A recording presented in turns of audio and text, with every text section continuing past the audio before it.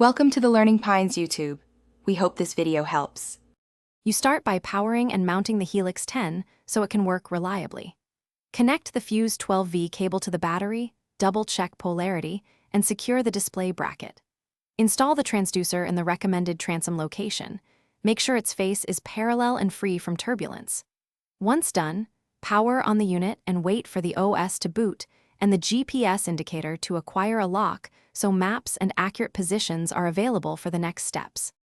Now configure sonar and mapping to match conditions. Choose the appropriate sonar modes, 2D, side imaging, or down imaging, and switch frequencies between 200, 455, or 800 kHz for coverage versus detail.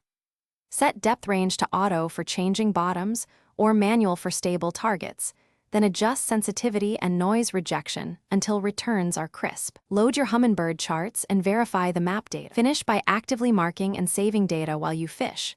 When you see structure or fish arches, press waypoint or start a track to log the spot. Name key waypoints for easy retrieval. Record sonar logs or video clips and export them from the SD card for post-trip analysis.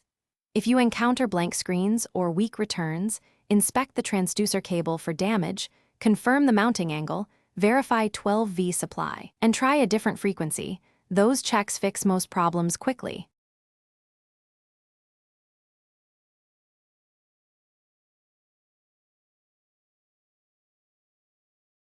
Thanks for watching.